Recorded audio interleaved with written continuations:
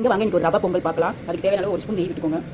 ஒரு ஸ்பூன் மட்டும் 2 ஸ்பூன் நெய் விட்டுக்கோங்க. அதுக்கு தேவையான தாளிப்பு வந்து சீரகம், மிளகு கொஞ்சம் எடுத்து வச்சுருக்கேன். ஒரு கப்பு ரவை, கோதுமை ரவை, ஒரு கப்பு ரவை, ஒரு சின்ன டம்ளர் ஒரு டம்ளர் பாசிப்பருப்பு எடுத்து க்ளீன் பண்ணி 3 டைம் க்ளீன் பண்ணி வச்சுருக்கேன். ஒரு வெங்காயம், கருவேப்பிலை, இஞ்சி, பச்சை மிளகா, 2 தக்காளி. இந்த ரவை போடுறதுனால கொஞ்சம் பிடிப்பு தண்ணி வரதுக்காக சின்ன தக்காளி 2 நாட்டு தக்காளி எடுத்து வச்சுருக்கேன். ஒரு கேரட். இது எப்படி தாளிச்சு விட்டுக்கலாம்னு பார்த்துக்கலாம். நெய் கொஞ்சம் சீரகமாக மிளகையும் போட்டுக்கோங்க. இது கொஞ்சம் வெங்காயம் இதெல்லாம் போட்டுக்கலாம். இப்போ சீரகம் மிளகு பொரிஞ்சோடனே நம்ம இஞ்சி கட் பண்ணி இஞ்சி போட்டுக்கலாம்.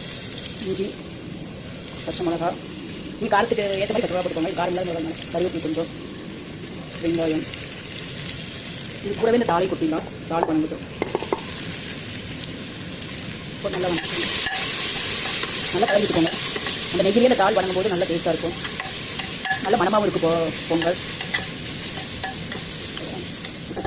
அதுக்குள்ள நம்ம தக்காளி கேரட் கட் பண்ணிட்டு வந்துடலாம். அந்த தாள் நல்லா பொன்னிறமாக வணங்கிட்டு பாருங்க. தால் நல்லா வறுத்தாச்சு. இப்போ வந்து நம்ம கேரட்டை தக்காளி கட் பண்ணி வச்சுக்கலாம். அதை எடுத்து போட்டுக்கலாம்.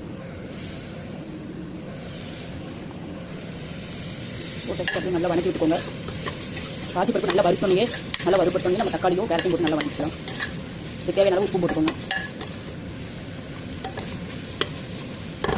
உப்பு இப்போ போட்டிங்கன்னா சீக்கிரம் தக்காளி குக் ஆயிடும். உப்பு தேவையான அளவுக்கு போட்டுக்கிறேன். நல்லா கலரி விட்டுக்கோங்க.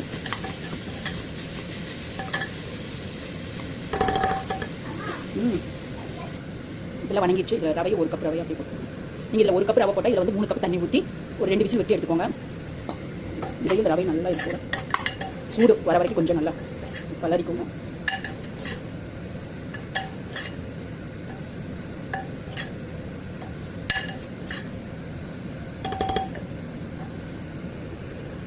நல்லா இது கொஞ்சம் வறுத்து வர வரைக்கும் கலரி விட்டாச்சு. ரவை நல்லா வறுத்து வந்துருச்சு. பாருங்கள், இப்படி விட்டிங்கன்னா அடிபத்திடும். நல்லா வறுத்து விட்டாச்சு. இப்போ வந்து இதில் வந்து இந்த கப்பில் 3 கப்பு தண்ணி ஊற்றிக்கோங்க. நான் சுடு தண்ணி தான் வச்சுருக்கேன். ஒரு கப்புக்கு 3 கப்பு தண்ணி, ஒரு கப் ஊற்றி. ஏன்னா தால் வந்து ஒரு டம்ளர் போட்டிருக்கோம், அதனால இல்லைன்னா ஒரு 2 கப் ஊற்றினா போதும். 3 கப் ஊற்றியாச்சு. இப்போ நல்லா கலரி விட்டு உப்பு தண்ணி போய் செக் பண்ணி பார்த்துக்கோங்க. உப்பு இல்லையே உப்பு போட்டுக்கோங்க. உப்பு போட்டு இப்போ குக்கர் மூடி போட்டு ஒரு 2 விசில் விட்டு எடுத்தோம்னா பொங்கல் வீட் பொங்கல் ரெடி. தால் வீட் பொங்கல் ரெடி. இதுக்கு சட்னி, தேங்காய் சட்னி, சாம்பார், தயிர், இதுக்கு எது வச்சு வேணாலும் சாப்பிடலாம். நல்லா டேஸ்ட்டாக இருக்கும். அவ்வளோ ரெடி ஆயிடுச்சு. பாருங்கள், இது நல்லா கலரி விட்டு இப்போ குக்கர் மூடி போட்டு ஒரு 2 விசில் விட்டு எடுத்திங்கன்னா ரெடி ஆகிடும். மூடி போட்டு 2 விசில் விட்டு எடுத்துக்கோங்க. இப்போ பாருங்கள், பொங்கல் நான் நீக்கிட்ட 2 விசில் வந்துருச்சு. பாருங்கள் எப்படி பாருங்கள்.